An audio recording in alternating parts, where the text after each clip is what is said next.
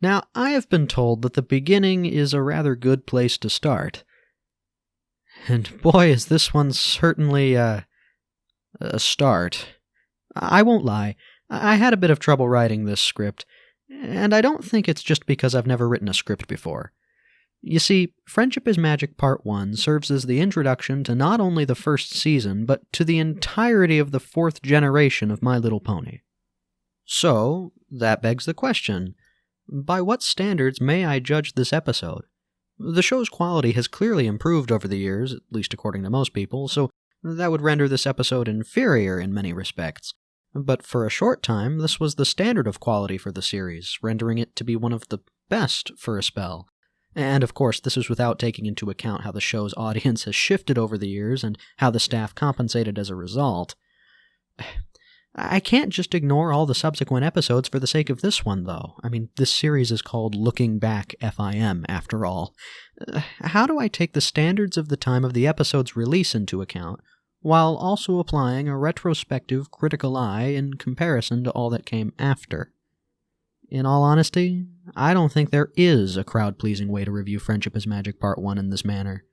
Like I said earlier, this is the beginning. No pony knew what this series would spawn, accomplish, or become. So, I'm not going to look at it in comparison to its subsequent episodes. I'm going to use it as what it is, a starting point. The first individuals to watch this episode on the Hub Network had no idea what they were getting into. I feel the only way to truly understand this episode is to look at it from their perspective, however far removed it may be from the show's final seasons. So, our story begins with what else? Disembodied exposition. Who's it from? No pony knows. Woo, woo, woo. The narrator tells the tale of two sisters, rulers of the magical land of Equestria. The older one raising the sun for the day, the younger raising the moon for the night. How do they do this, you ask? Her unicorn powers. Her unicorn powers. Yeah, this is where that starting point stuff gets kind of difficult. The term alicorn wouldn't be used to describe one of these things until Trixie says it in Season 3, and that's just one of the many things that changed throughout the show's run. We're just going to need to keep that in mind as we go through these early episodes. Anyway, the younger sister gets jealous since every pony stays awake through the daytime and sleeps during the night. Instead of recognizing the true enemy, the pineal gland, she blames her older sibling, turns into an evil nightmare goddess called Nightmare Moon, and the older sibling blasts her with magical plot devices called the Elements of Harmony. The younger sister is sealed into the moon, quote, permanently, and every pony lived happily ever after. Yeah, exposition of such a magnitude is something you're just gonna have to get used to. I will say, however, that I don't mind it as much here. Just enough is told, or rather not told, to keep the audience asking questions. Who are the sisters? What are the elements of harmony? Who is this narrator? It's clearly not this egghead here, her voice is different. This causes the audience to get invested in the story, and this investment is rewarded with answers in later episodes. This exposition serves not as an info dump, but rather a hook. I also find it interesting that this narrator specifically says the older sister, quote, tried to reason with the younger, and she emphasizes that the older sister, quote, maintained harmony ever since. It seems to me she's a bit biased. However, she also describes the night as, quote, beautiful. So, whose side is this narrator sympathetic to? We may never know. Ooh.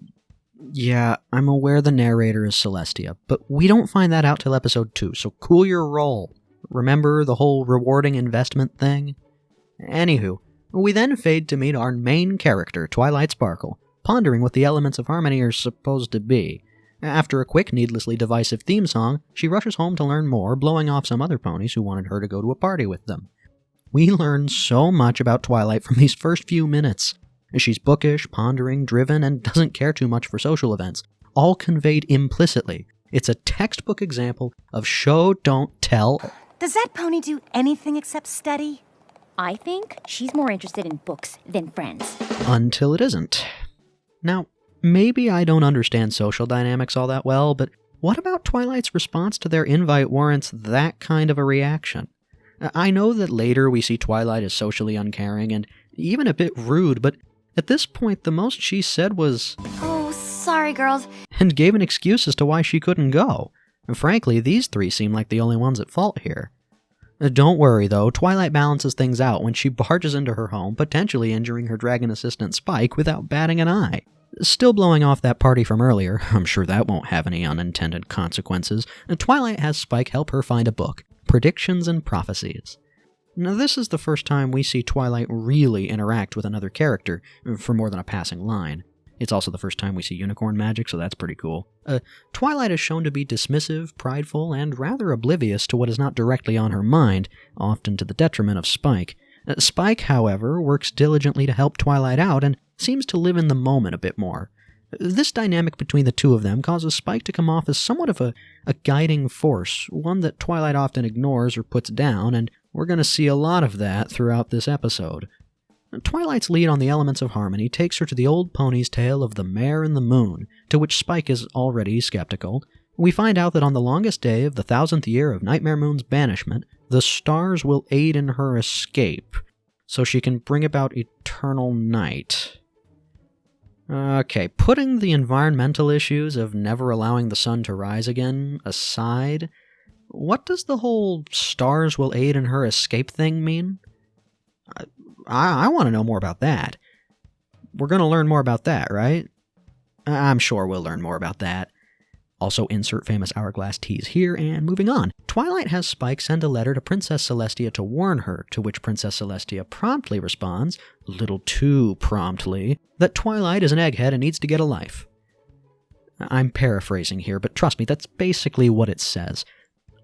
By the way, am I the only one who finds it weird that Spike can spell continuously, discover, mythical, and prophecy, but not precipice, threshold, brink, nor imperative? Just me? Either way, Celestia sends our intrepid purple horse and her dragon slave to a quiet little town called Ponyville, where the Summer Sun Celebration, an event celebrating the summer solstice, is set to be held this year. Twilight is tasked to check up on the event's preparations, to actually make friends, and to stop worrying about Nightmare Moon. Besides, even if she were real, there are royal guards, so clearly every pony is safe. Duh.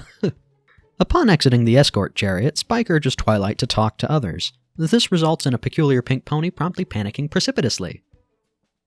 Yeah, I just said that.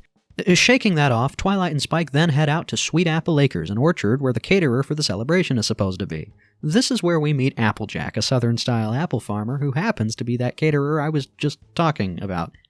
Let me just say, I love this scene. Applejack's entrance suggests her to be athletic, and she immediately greets Twilight, politely calling her Miss. She also is seemingly a bit naive, given that she doesn't outwardly notice Twilight's discomfort. Right off the bat, Applejack seems to trust Twilight as a friend, even going so far as to say that she's already Part of the family. And that's another thing. It's clearly implied she places a large deal of significance in family, given how quick she is to introduce Twilight to hers. All of this without once explicitly stating any of it. This is what good writing is. You know, I could see people really enjoying this show. Anywho, back to characterizations. Twilight says that she has to leave in an attempt to expedite her checklist so she can study the elements of harmony, which in turn is met with, Aren't you gonna stay for brunch? "You absolutely manipulative little gremlin! Such an act of cruel mental visual sorcery is only performable by the most vile spawn of Tartarus! Your ridiculous sweetness certainly sickens even the most steel-stomached of stalwart specimens! You evil, vindictive, conniving, and..."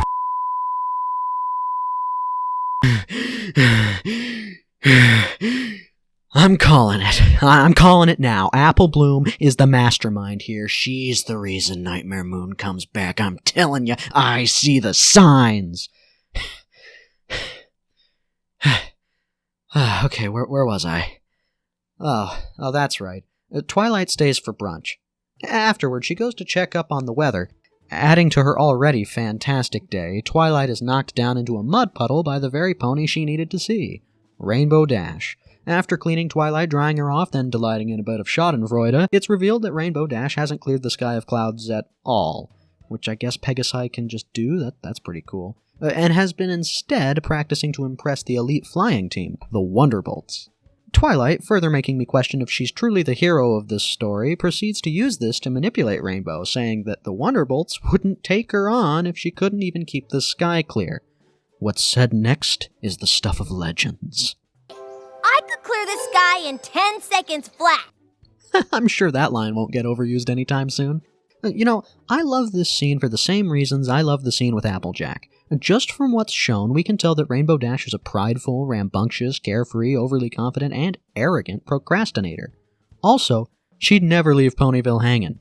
Seems pretty loyal, if you ask me. Regardless, Rainbow follows through on her word, Twilight is dumbfounded, Spike is amused, and the plot forges ahead to the town hall where the gal in charge of decorations is to be. That gal is the unicorn Rarity, to which Spike is immediately enamored. Twilight compliments the decor, and things seem to go rather smoothly. Then, Rarity actually looks at Twilight. Big mistake. Appalled by what Artie had done to Twilight's, Coiffure! Rarity takes her to her boutique, giving Twilight a makeover and gossiping all the while. Dropping everything to go help some pony she's never met. Seems pretty generous. From this we learn that Rarity is, while seemingly oblivious to Twilight's skeletal structure and internal organs, obsessed with self-image, generally polite, a gossip, and driven by focus. When Twilight mentions her home city, Canterlot, Rarity, basically loses it, attaching herself to Twilight more so. Twilight, in her ever-continuing quest to make the audience question her own alignment, hightails it on over to the last location with a love-struck Spike in tow. Wasn't she wonderful? Focus, Casanova. Wait, Casanova? Like the Italian guy that was famous for having a lot of affairs? He's canon?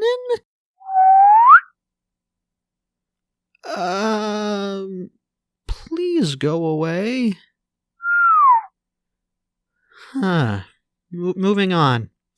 Now we meet another Pegasus that is undergoing the most grating torture of all. Off-rhythm singing.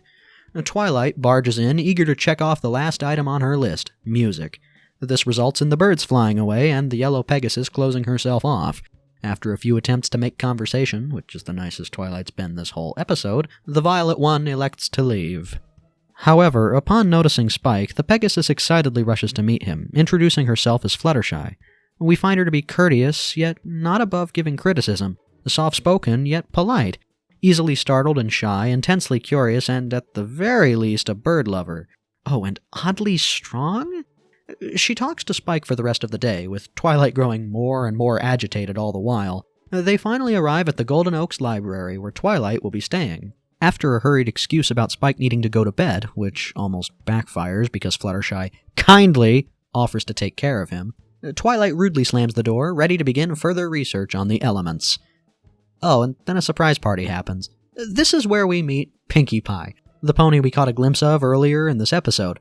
She explains the party was her idea because, You're new, and that you hadn't met anyone yet, and if you haven't met anyone yet, you must not have any friends. And if you don't have any friends, then you must be lonely, and that made me so sad, and I had an idea, and that's why I went, I should do a great, big, ginormous, super-duper spectacular welcome party and invite everyone in Ponyville.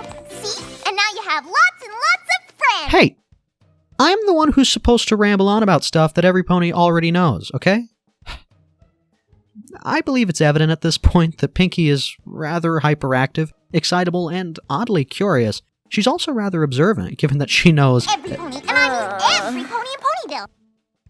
Thanks.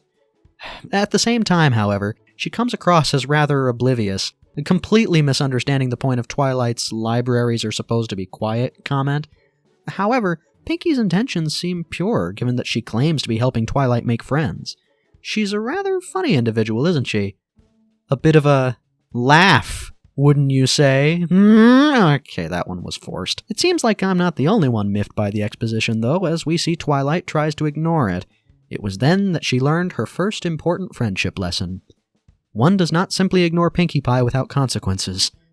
Oh, and it looks like she's not the only one to have accidentally drank the hot sauce. I'm sure it'll wear off.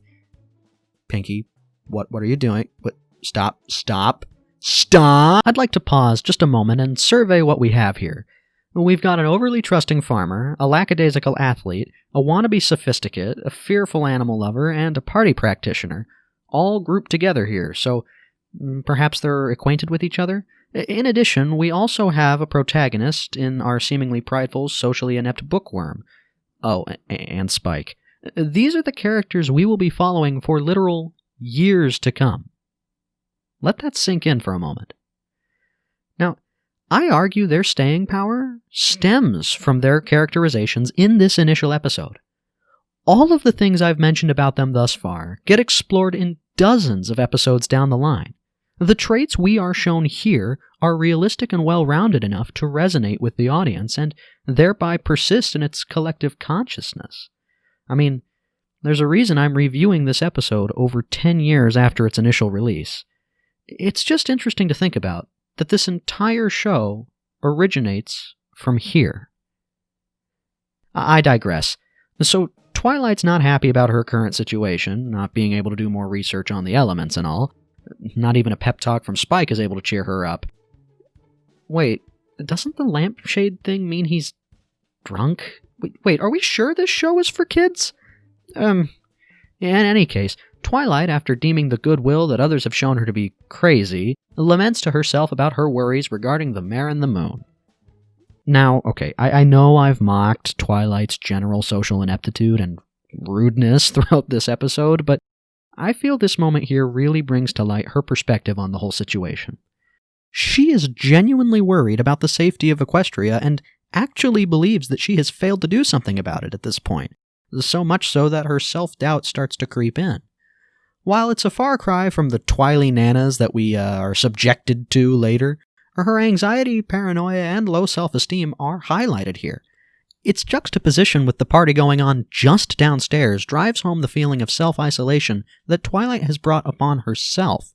She could have told somebody else, but she didn't. She kept quiet about the prophecy, and consequently she intensified her own fears about it. All this moping is put to rest for a bit, though, as Spike rushes in to tell Twilight that it's almost time for the Summer Sun celebration. After a transition straight out of a George Lucas film, we see the ponies gathered in Town Hall, Pinkie Pie once again talking Twilight's ear off.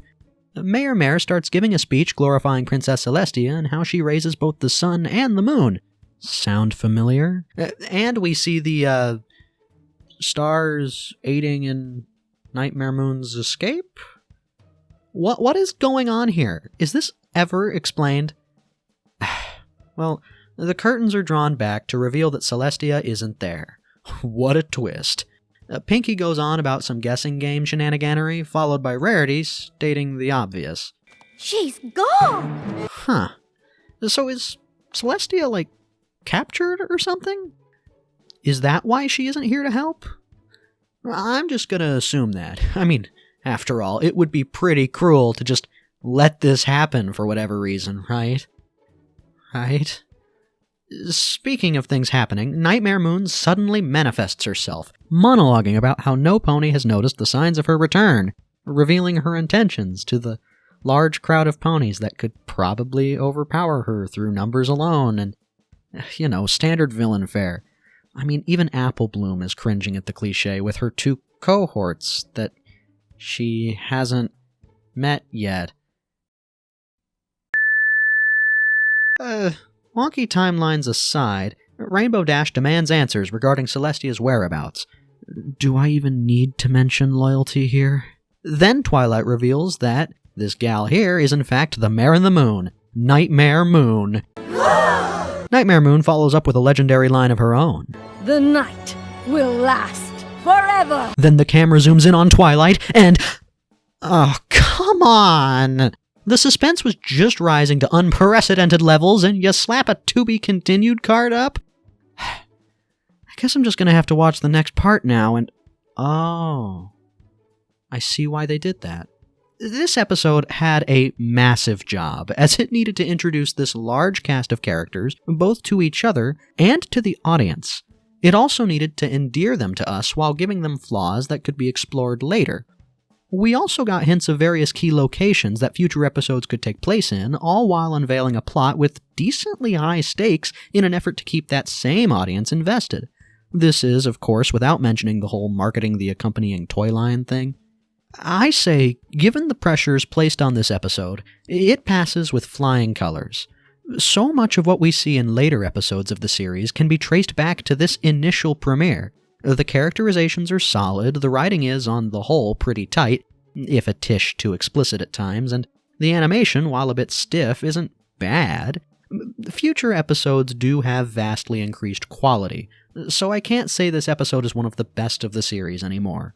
However, when in context of the zeitgeist of the My Little Pony franchise at the time, this episode was more than a home run.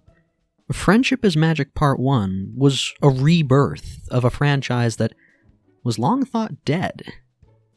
So, does Part 2 hold up just as well? No? Arrivederci! My Little Pony. I used to wonder what friendship could be. My Little Pony. Until you all shared its magic with me. Big adventure, tons of fun, a beautiful heart, faithful and strong. Sharing kindness, it's an easy feat, and magic makes it all complete. You have My Little Pony. Do you know you're all my very best friends?